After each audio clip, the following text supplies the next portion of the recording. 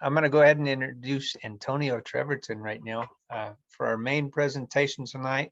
This is the San Juan River trip that we did back in June 11th through 14th on 2021. We did from Sand Island to Mexican Hat. The flows ranged, I believe, from 2100 to 1700. So I just posted on here, it was 2000 CFS average. It was a great trip, and you might recognize in some of the pictures many of the AWC members. The permit was actually Therese Dorwart, and she was kind enough to reach out and invite some of the club members. So without further ado, Tony, please take it away. This is just an introduction of where we went 27 miles, I think. Yeah. From Mexican Hat to Bluff to Mexican Hat. So there's the map. So you can see where we went, 191 to 163. And there's a little joke on the side about the conditions of the weather during our trip. I thought it was funny. It can be very hot on the San Juan. It was very hot. We tried to drink a lot, but I found that was hilarious. So we camped down below the put-in, a nice camping area with picnic tables right next to the river. And then a few of us walked up to the petroglyphs there. And I remember, Scott, you got there earlier and you went down and saw some other ruins that were below where we camped, didn't you?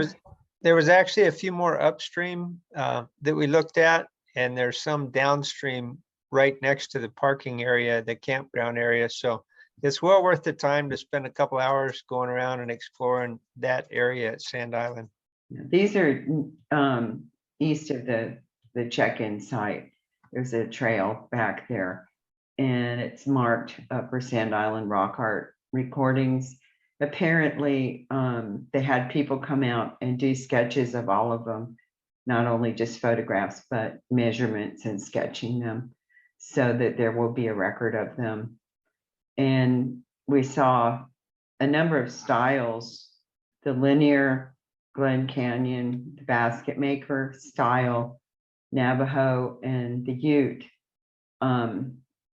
style there. 3000 BCE is pretty early, were the earliest ones. Now, I understand there's something like 65 different panels in the area, Sand Island. So if you wanted to look around more, I'm sure you could see a lot more rock art. So this is one of them, and I got a close-up of this. This is one of them, and they carbon dated this area back to 6500 BC from a sandal. And the thing that's interesting is that there was on the glyphs in this area, there was many different styles from many different people. And apparently this area was a special place to many different tribes that went through here. I was fascinated by this, and I felt really inadequate when we were on the trip because I knew nothing about the petroglyphs or the area. So I wanted to do the research to do this, to be able to talk about it a little bit anyway. I know that many of you that grew up in the area probably already know a lot about the movement of the natives. So this is a later style. This is the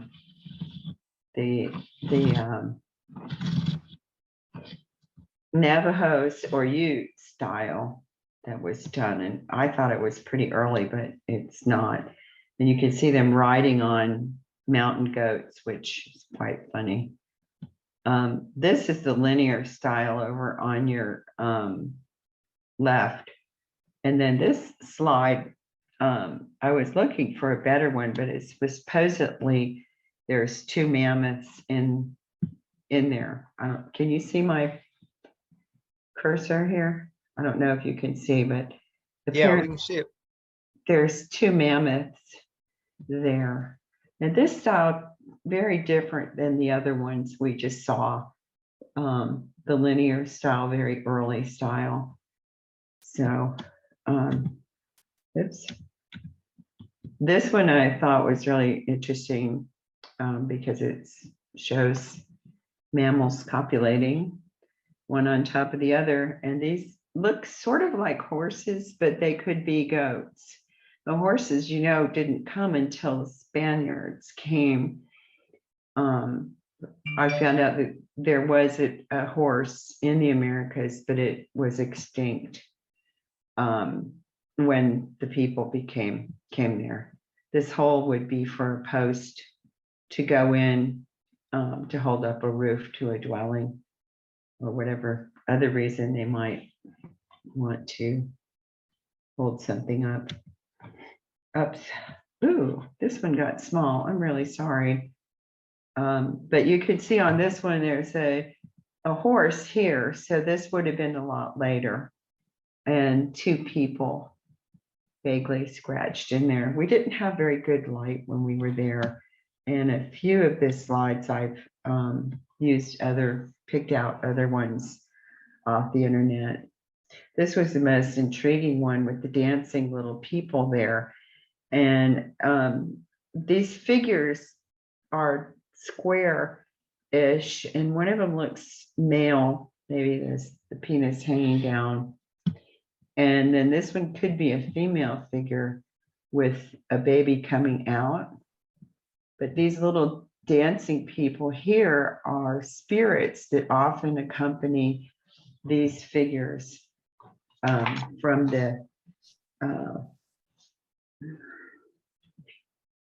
this period. The spiral on the right is really intriguing to me because it looks a lot like the Fajada Bluff spiral from Chaco Canyon. There's many, many spirals, and there's so many different interpretations of their meanings. They could mean the center, going to the center, a journey, a journey of migration somewhere, from what I've read. So they have a lot of them all over the Southwest. You'll see spirals, and some of the spirals will have an end on that goes to another spiral, and that is a symbol of a reverse migration. I'm not going to pretend to be any kind of an expert on this, but I just started delving into it a couple months ago, and it's really fascinating. Craig Child's books talk about all the migrations, and there was a lot going on. This one here is more even like possibly pregnancy happening within this person. Not sure. They mentioned an apron to cover them for menstruation for the women. She seems to be holding some kind of another figure in her hand here, and then this could be a baby walking away. The very big hands and feet on it. Really, it's just like they were writing in a different language.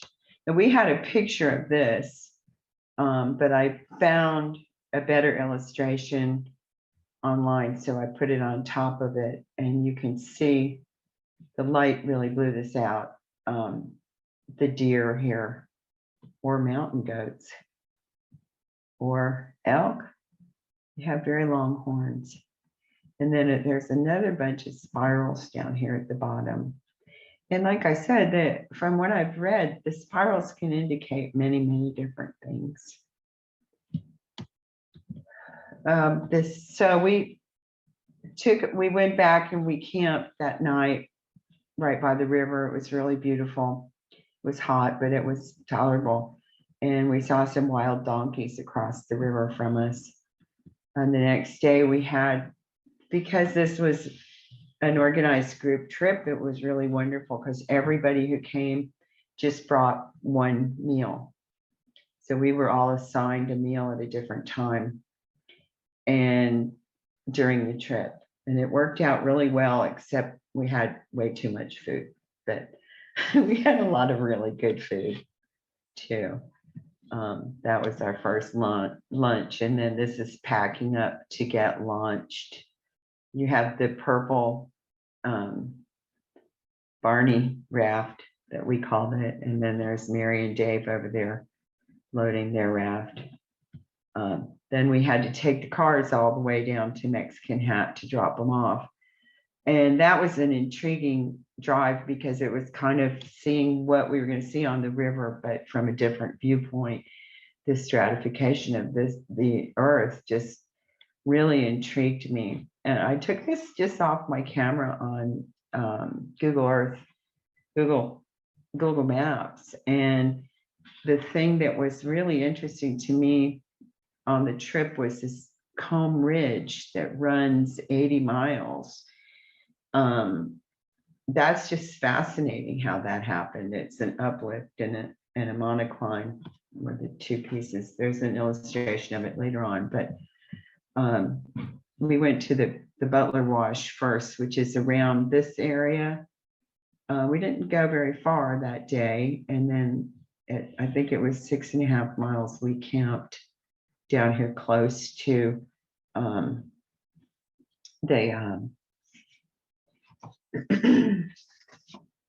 excuse me, close to Combe Ridge and the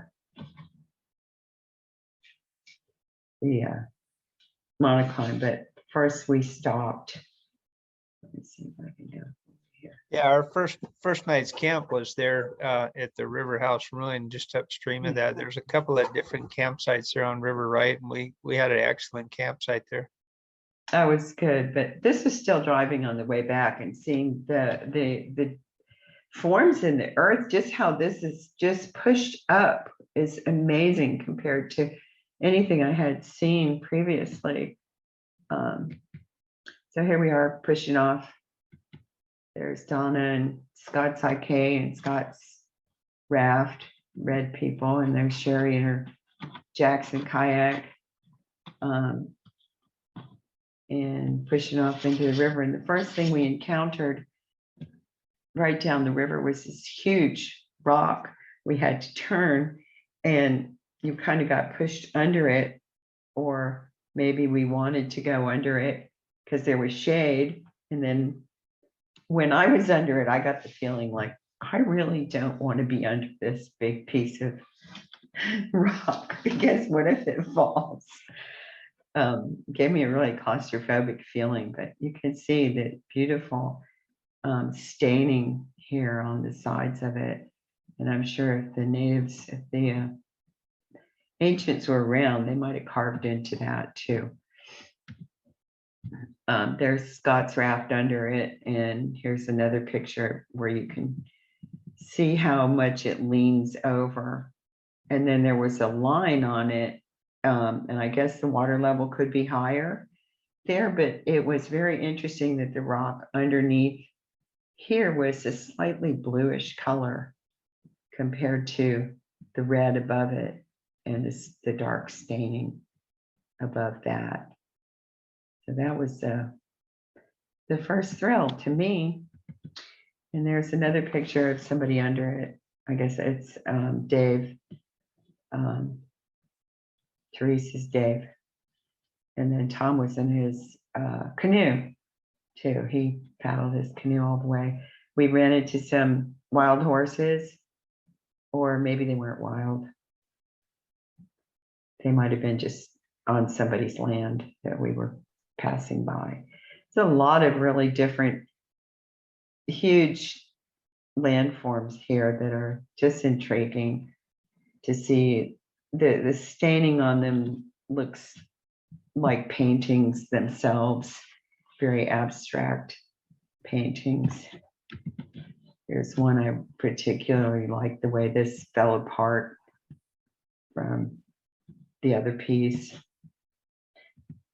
And this one too, it's intriguing how the staining occurred below this piece that was on top of it. Here, this is something I don't think I had a picture of these, but we saw some steps that were carved by the ancient peoples. I want to say Anasazi, but then some people don't like using that term. Some people like using the term ancients. But they had carved in, and they're still there, carved in way to get up the hill. I believe they're called the Moenkopi steps. Moki steps. Yeah. Say it again. Moenkopi or Moki? Moki, Yeah. this Moki with something on the end. Yeah. So I found that picture of them. And here's the Butler Wash panel. This had a lot of figures in it, which I'll show you in just a second, but they were, it says recording thoughts and dreams from the archaic times to historic Navajo times. So was a lot of people that passed through this area too. And there's been some defacement. So they were just encouraging us not to deface it. This is where we pulled in, and it was very difficult getting out here. We had to tie up to tree roots and scramble up the bank to get up to the area where the petroglyph was. So that's Butler Wash petroglyph. And you can see how high up it is from the figures here, Tom and Dave and Tom and somebody else behind him. But these figures had these funny things on their heads. And then one of the authors I was reading said, if you were to stand at the level that this was and look at it, the smaller figures would look like they're further back. So maybe they had a little feeling of perspective there. There's so many different symbols, and I haven't been able to look all of them up. It's kind of funny because the authors will ascribe different meanings to things that they see in them. And I have a whole book, and it'll be at the end. The books I've been reading on this different symbols, and there's quotations from a number of different archaeologists in each one of them. But that was really impressive to see, and you can see where this broke off, this piece of, there may have been more, and it may have been this may have gone all the way up here at some point in time, but all this has broken off, and you can just see the jagged edge of this panel with the figures on it. And luckily we haven't lost that yet. Going back, this is a close-up of the left side, some of the smaller figures that you can see, these little stacks of things, and then upside down figures that are flying. Each one has something different, like a necklace on, and then they had little tiny heads, and a lot of them have to the left of their head is this, or the right side of their head is this thing going out, which it's like an ear going out, and nobody really explains exactly what that is. So the basket makers were the ones that did those, and they were family-based social group, and they relied on adapting a maize agricultural subsistence strategy as they moved into the marginal environment, the San Juan region of the Southwest. We don't know their actual roots, but we can assume that they had to confront different environmental stresses. Now, just to add something in here, when I first moved to New Mexico, I went to visit some of these sites. It's like they would say, well, these people disappeared. We don't know what happened to them. And that's a fallacy to read or hear about, because they didn't just disappear. They had to migrate because of intergroup violence, conflicts, environmental stresses like drought happening, or they just used up the land and had to move on, even from Chaco, which was just beautifully built. I went there and it was amazing to see that their skill of building, and then they had to leave it. Well, they left it possibly because they used up all the resources, or another tribe came and pushed them out. There's so many different reasons, but for you to read when you're at these places, for you to read like, oh, these people just disappeared and we don't know what happened to them, is really a farce, because you do know that they're one of the things that that in the Craig's book highlighted was that there was a migration first north and then west over toward the Utes, and especially in Ute Mountain, they found many examples of war and even cannibalism when they dug down into the graves and they uncovered all the bones. There was horrific war going on. They were ripping bodies apart in ways like they would be skinning an animal. They were actually doing things like that. And he described one skull that was found that was the facial parts were missing. So it was dug out like a bowl, and it was blackened on the back of the head from fire. So basically, maybe they were just cooking the brains and eating the brains. That was really shocking to me. But then again, you have to think about man in general, our whole, what's happening in Ukraine right now, pretty horrific. So I guess that as a species, we're probably pretty violent. But this one fellow wrote that they developed a lot of rituals, and these things hold the groups together. Even microcosms appear to exhibit ritual behaviors as a way to transmit information and knowledge. So many of these rituals, like hand printing, there was a whole cave found in this area, the area near Combe Ridge, that had thousands of handprints in it. And it looked like an area where they had been actually grinding pigment right on the site to make the handprint. So his stipulation is they had a handprint party. I thought that was interesting. His books are interesting because he makes you think more about why these things were there, not just like, here it is, there's a bunch of bones here. No, the bones are dismembered, they're pulled apart, they're skinned, they're carrying, and even in some of the petroglyphs, you might see a head, somebody holding a head, that they actually did that. But anyway, I like this quote, which said, rituals create a primitive form of unity consciousness. So all of the brains in the group begin to fire in similar ways, and they allow us to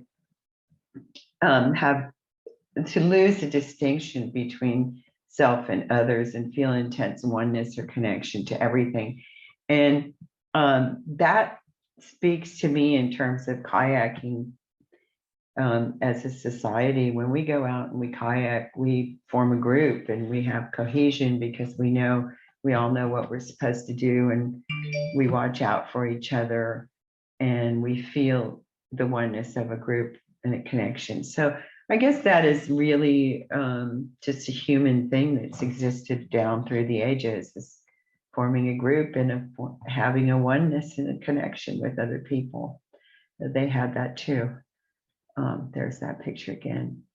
Afterward, it was very hot and we all had to have a rest in the shade. So there's Sherry again, her bright shirt, and Scott's head. So we paddled only a little bit further to, I think, mile 6.7. And At that point, we decided to stay overnight. I think, mile 4.7. That was where Butler Wash was. Okay. Then we get down. Okay.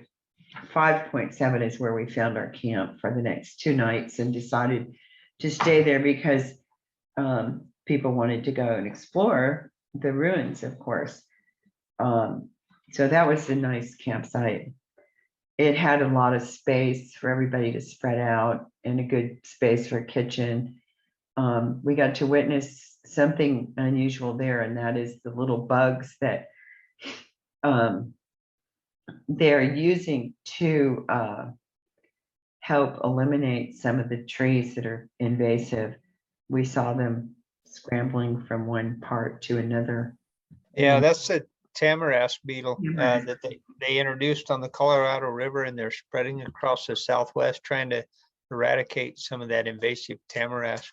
Yeah, so we saw the little tiny things in a line going across the campsite. So here's some of the boats tied up. Oh, the groover. Yeah, we always have to have a groover, right? I remember somebody posted a podcast about how it got the name the groover. When they first started, that was Paul. They first started using it. Nobody thought of bringing a toilet seat along. So you had a groove on your butt when you got done. That's what I had assumed. So the next morning we walked over to the ruin, and we had to go through a lot of tamarask trees, and there wasn't a real definite trail. So if you go, you just we knew where we were heading, so we could get it in there. And just travel around. It wasn't real dense where we couldn't walk through it, but we walked over to the River House ruin through there. So this is being preserved, and there's a sign. It's not they need to replace this. It's worn out. But here's the River House ruin, and this is one of the photos I used to make the painting from. I'm pretty good at copying photos, but anyway, it's pretty magnificent when you come up under it to see how they built it. They built it facing south, so in the summer they would be shaded, and in the winter they would get the sun on it to keep them warm. Climbing up, there's these steps. I thought probably the Park Service had done this, but reading about it, these were left by the Anasazis, by the ancient people. They had these steps going up there, which was made it very convenient to get up there. And there's Mary up there. Anybody that was on the trip wants to say anything, please butt in to me. Paul, unfortunate that you couldn't be there, but there's the whole group except for Dave, who is taking the picture. And behind Dave is a snake and some handprints, another concentric circles going round and round, and a sort of a cross figure. On the next slide, you can see it over here. And then I took this picture out of one of the books that I got. It's very descriptive, giving clues to how you can identify certain objects. And this would have been a atol or a spear, attila, spear thrower. And you'll see different forms of it, but it's interesting to know that somebody has gone through and tried to figure out the language. You see a lot of handprints down here on this one too. And how they got up there, it's pretty high up. You can imagine maybe some of the rock forms were different at the time they were there. Here's another view of it. It's very well preserved. you're encouraged not to go back too far into some of the rooms. So we didn't do that. When you look out from the river house, you can see that they had quite a view of the surrounding area, and their positioning of the house wasn't just to keep them cool in the summer and warm in the winter, but so they could see enemies that might approach, or they can also see their farm fields that would have been in the area where all the trees are now. And there's a fence there, but you can drive down here if you have a four-wheel drive from the road above. And here's one more snake that can also be an indication of migration. And you see a man here herding some mountain goats, and another fella down here, possibly a lizard here, but the snake symbol can mean several different things other than just being a snake. This is interesting, and these were at Chaco also. This keyhole, they call it keyhole entryway into the building, and the speculation is that maybe it was denoting the room that you were going into. It said something about the room, but another explanation is that they did this because they were carrying a lot of stuff when they went into the palaces. So maybe that's why they made them wider at the top than at the bottom. These are in Chaco and all over apparently all the way down into Mayan territory. They're the keyhole windows. And this is a little granary that is up from the building where somebody would have to climb and get a good ladder to get up there to store their corn and things for the winter months. And you can see there's another petroglyph on the side of the wall there. You have to excuse my voice. I've had a bad head cold the last few weeks. This is another image of the snake, and then you can see above there's some migration symbols where this one goes around and it goes around here. So this is like we went there and we went back afterward. Later they went back. So that's the meanings that I got. Here's the corn cobs still, or I don't know if they're the real old ones or Forest Service put them there to look good. But this was another granary that was on the front of the building that they would have had easier access to this one. And there's another view looking in to the building.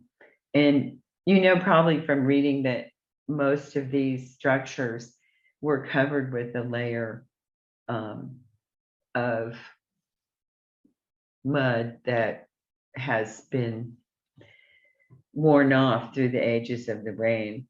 But one of the fascinating things is that they built these beautiful structures and only used them for 10 or 20 years. Some of them only for 5 years, and then they had to move again. But can you imagine the labor to make this, stack all those stones and then cover them with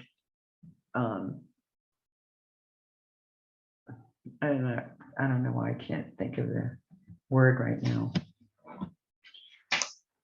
Cover them with stucco, basically, like we do today. Here's Mary and Donna. Mary and Therese and Dave in the background looking up at it. There was quite a few rooms in this structure. Some rooms had different purposes. We didn't see a room where they would have had rituals, a kiva. There wasn't a kiva there. This is Duratia, how do you say it? Datura plant that was outside, and this plant has been used for a number of things. It's used It's a member of the nightshade family, so the plant actually is very poisonous to humans, but datura was used to treat stomach and intestinal pain. The seeds were used, and anti-inflammatory, and was even used for fever and inflammation, worm infestation. So the seeds of the datura were good, and the Native American peoples may have used that plant. It was a particularly beautiful one. It's just right there in the desert. So the next thing is a group, not including me and Therese, because of my knees, I couldn't go up here, but San Juan Hill was the next adventure, and quite a few people climbed up there. Who knows about San Juan Hill? There was a group of Mormons that were traveling over, had to travel over Combe Ridge, and they were going to Bluff, but they actually were supposed to go further than Bluff, but they ended up staying in Bluff. 250 Mormon pilgrims in 1880 went from Escalante to Bluff. It included a 6-month ordeal that included crossing the Colorado River with an ascent through a narrow defile, the hole in the rock, that they enlarged by blasting, and then having to cross the imposing Combe Ridge.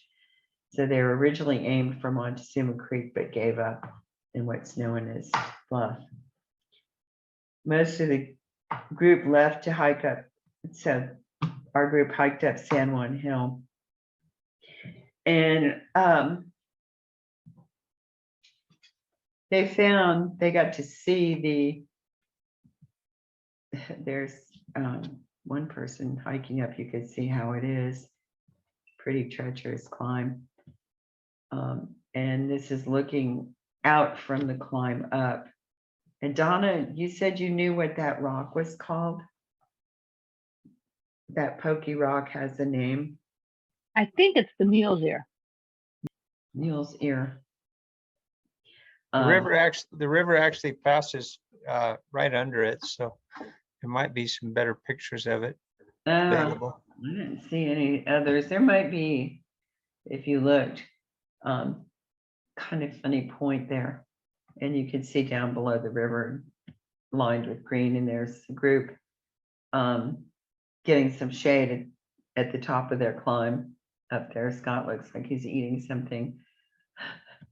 Here's the illustration of Combe Ridge Formation, which I found very interesting. It's that the two plates slid one over the other and formed the ridge. So on the west side of it is much more treacherous than the east side where they climbed up. And then all the layers, the Navajo sandstone, Cayente, Wingate sandstone, Moen Kopi, and then the Oregon rock. Okay, this is just an explanation. You already understand that, right? Anybody want to know? So it's known as a monocline. Same kind of uplift happened in other mountains, the Rocky Mountains, the Uinta Mountains, San Rafael Swell. But I had never seen anything like this. Combe Ridge. There's Sherry standing way up high on the ridge, and you can see the mules here, over here in the background. And here's another picture I found online of a gap in it, and I'm not sure how that happened, but I don't think that's where the Mormons came through. But this gives you an illustration of the different rock formations that have been worn away and what was pushed up. So they hiked up to the area where the Mormons came over, indicated by that red arrow at the top. Tony, if you go back to that last picture, I believe that's a highway cut. That's where the current highway passes through, and you can see the backfill coming from like Cortez over to Hype Marina area. Is this the west side of the ridge? That's looking east, so it would be the west side of Comb Ridge, and that Okay. cut, that defile is a highway. Okay. Pretty impressive place. And we got to see more of it the next day, but here's where the Mormons came over. And when they got to the top, they inscribed in the rock, "We thank thee, oh God." They lost quite a few of their oxen going up the hill. It's very, very steep.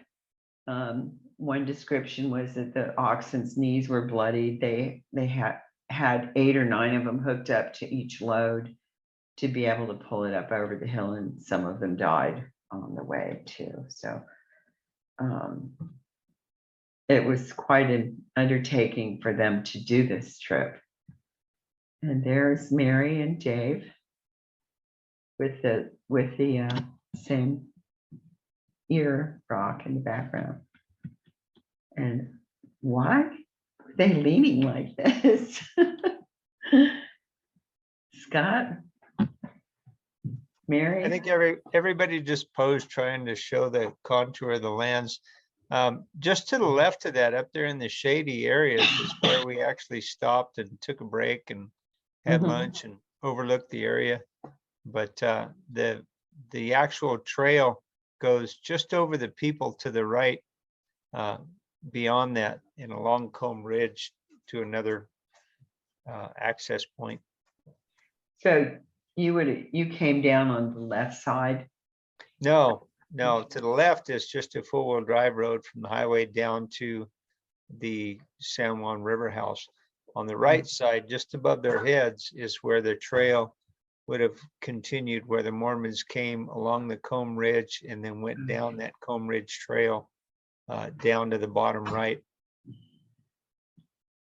Okay, so that would, And to the left is a huge cliff before you hit the four-wheel drive road. Yeah. That was it. Made a great overlook and a shady lunch spot for us. yeah. Needed shade. It was very hot. So when they got down, everybody got in the river, drank some beers and brought the umbrellas down and had shade. And I think we stayed in there for a couple hours till we were all quite, our skin was, what happened? Yeah, we declared that the sandbar The because we were all sitting on a sandbar under the umbrellas, drinking cold Beer. beverages. Yeah, it was a good way to cool off and get a little clean. In the evening, we had Tom read to us from a book of adventures on the river, which was quite nice to have stories, to get bedtime story out there. So We did play some bocce ball that night too. That was fun. yeah, we did. We played bocce ball after we had story time, or before, one or the other. I think I remember it was getting really dark. So the next morning when we took off, we could really see these ridges in the land as we headed toward the Comb Ridge and to go around, and started to get very curvy there, the river. And we also encountered very strong wind. There's, I believe, Sherry or is that Therese? But here you can see the amazing landscape just folding into itself and going this way and that. And this picture I really like because it really shows all the landforms. This is amazing how it wrinkled like that. And then back here, it's just stratified. It's straight up. Some of that area on the river left is Navajo Reservation, and you've got to have a special permit to camp on river left. And we didn't get that permit. So we kept our camps on river right. There's also an area that's closed off due to bighorn sheep, not nesting areas, but calving areas where they close off the river, and you cannot stop on river left for several miles. So when we got into this, it was really challenging because the wind started to pick up, and it's, I guess, the evaporation, and you're in a tunnel, and we were paddling really, really hard and not getting very far quickly. And we did this, I think this was the worst part. We got into the canyon, got very straight up and down on both sides, where you couldn't see anywhere to stop, really. We finally found a place for lunch, but that wind was so strong. I remember that my eyes just burned because it was also very hot. And whatever sunscreen I had on went down into my eyes, but I'm not sure if it was that or it was just the hot air. Did anybody else experience that feeling of like my eyeballs hurt because the wind was so strong? We finally found a little place to get out and have another big lunch. I remember Scott saying that this is we ate so much, we called it the float and bloat trip, but every meal was really good. Everybody went all out. The biggest rapid we had, I'm thinking this might be a picture of it. It's really hard to take pictures when people are in rapids and you're in the rapid. And so I got this one, looks like the purple raft going down. This was the only big water we had, being so low. There's Scott paddling down. Yeah, I believe that's called 8-foot rapid. 8-foot rapid, yeah. And it wasn't as challenging as we anticipated it to be on this trip anyway. It could be worse some other time. So we were in this very steep canyon, very steep, very, very hot. It's probably 150 degrees. Felt like it. Anyway, we stopped in another place where we found these crinoid fossils near mile 20.3. And this stop was on a small ledge and it was hard to get to, but it was worth it to see these. And they're from like 300 million years before the dinosaurs. So they were one of the first animals that there was. So this particular area is really special that these have been, it's been washed away where we could see back that far in time. They're related to starfish, sea cucumbers, and sea urchins.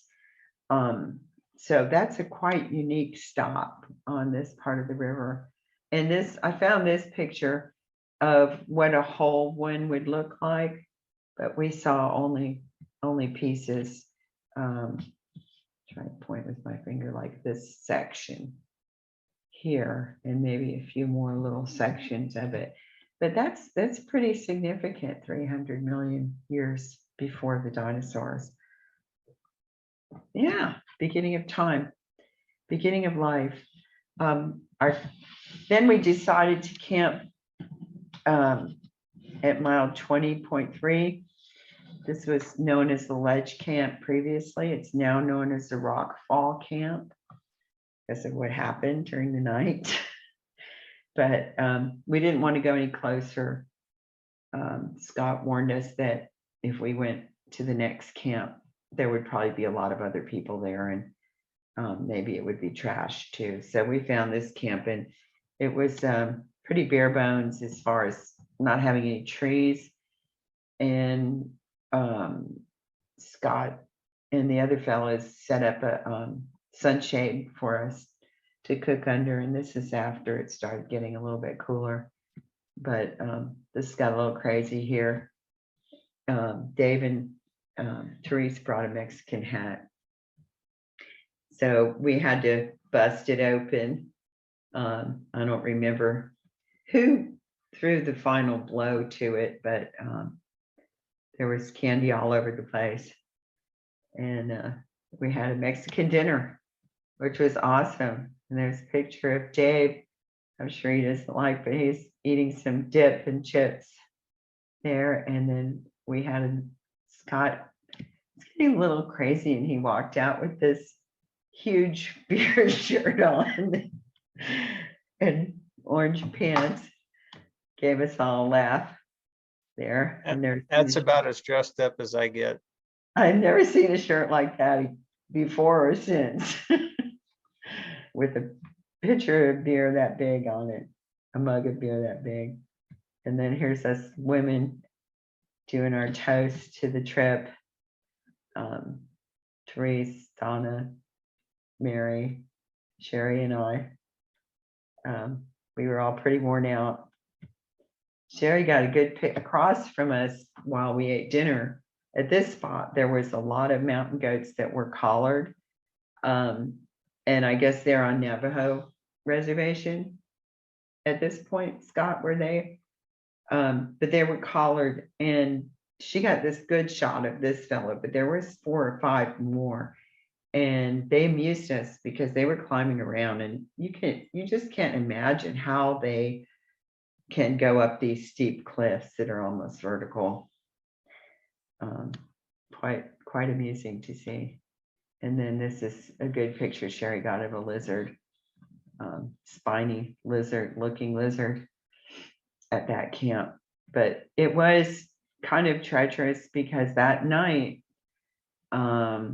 Mary and Dave and Therese and Dave all set up next to the rocks, and something fell during the night, and we all heard it.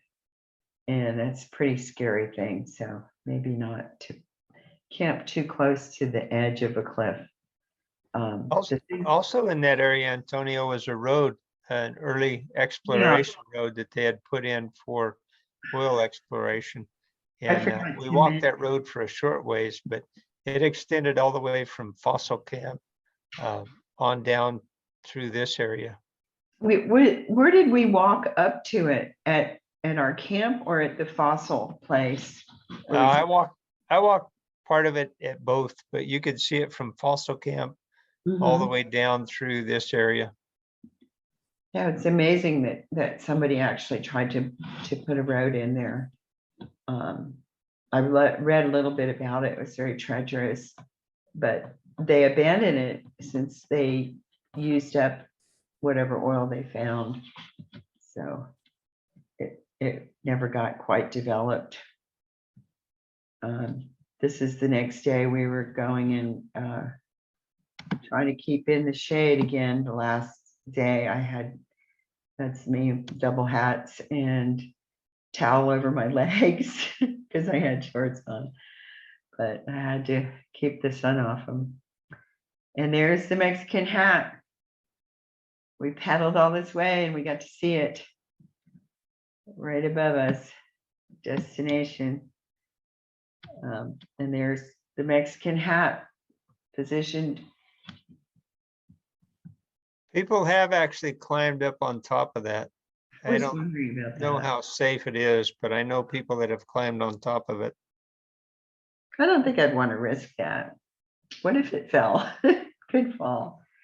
So that's the end. We went about a couple more miles and we were at the takeout from there. And all in all, it was a really exciting trip for me. It was the first long trip I'd been on.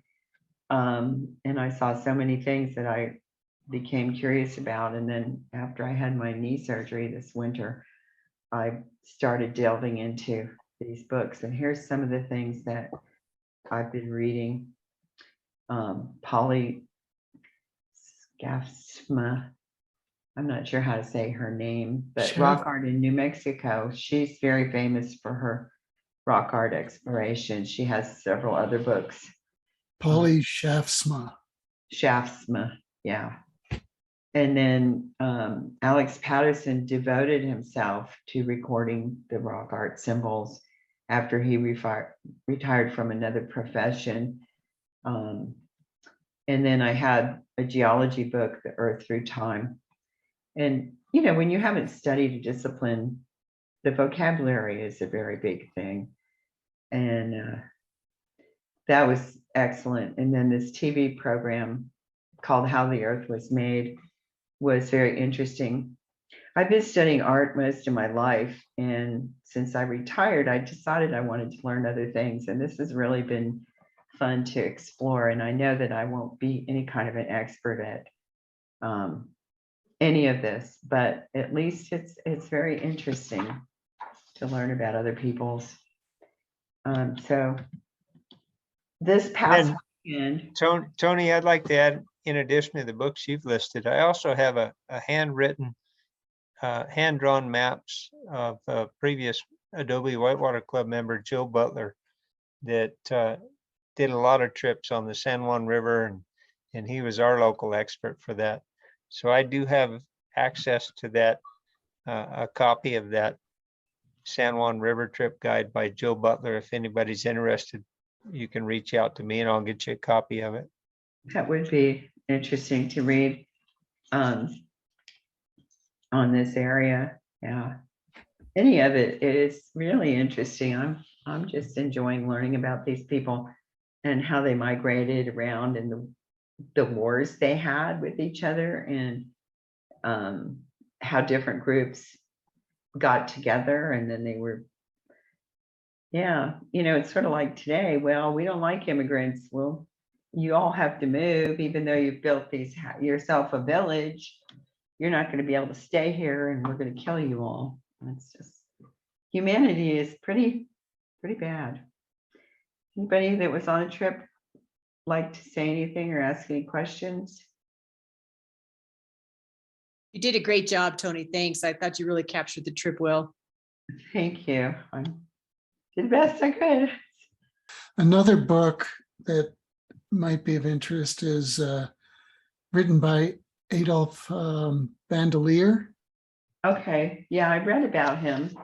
And it's a little different in that he actually has a story about the people. So he kind of puts all of this together so that you're not trying to interpret things, but you kind of see how they lived back in that time. And what I think he wrote it in the 1800s, so late 1800s. So there's also some bias, and I think he was married to a Quechua Indian. Oh, But even despite that, he still exhibited quite a bit of bias against the Native Americans, and that he was researching them so much. Just some things I'd like to add, that Butler Wash is a destination in itself, but you can also continue this trip on down below Mexican Hat and go down to Clay Hills. They call it the Lower San Juan.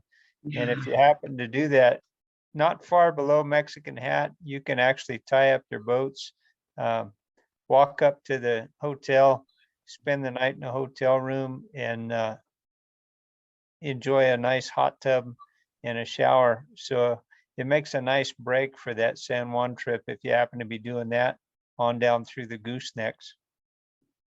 There's an interesting geological feature on River Left up by the Mule Ear, and it's the Mule Ear diatreme. I don't know if any of you have seen that. It's basically a plug of rock that's been ejected out of the earth, and it's come across and come down upside down, such that you see the geologic column in the opposite order of what you'd normally see. It's a pretty fascinating chunk of stuff. Chunk of stuff. That's got to be a unique term. That's official geology there. is the Chinle Wash on the other side of the Comb Wash? on the west side of it? To answer your question, it's on river left. And actually Comb Ridge is on both sides of the river. It continues on till what, Kayenta? Is that right? But quite a ways. And Dave Roberts wrote a book on it. They tried to trace kind of sort of the top, but I think they were off the very top for a good part of the book. But there were 3 or 4 of them that walked along it. It makes for an interesting read. He was a very prolific writer. He wrote a lot about Cedar Mesa. He had a couple of books on ancient Puebloans in that area. I'm trying to think what all else. But anything he wrote is worthwhile. Thank you. Does he write in a like story form? Are they stories that connect with the earth, basically? It's his personal experiences, and he does a lot of interviewing of various people. So he works with some, name brand archaeologists, discussing some of what's going up, especially up on Cedar Mesa. Very worthwhile stuff. He and Childs have, kind of dominate the literature for all that area, I think. Childs quotes a lot of archaeologists in his work. Yeah, indeed. And it's amazing how far that Comb Ridge goes through Utah and into Arizona, and it's a major barrier to travel.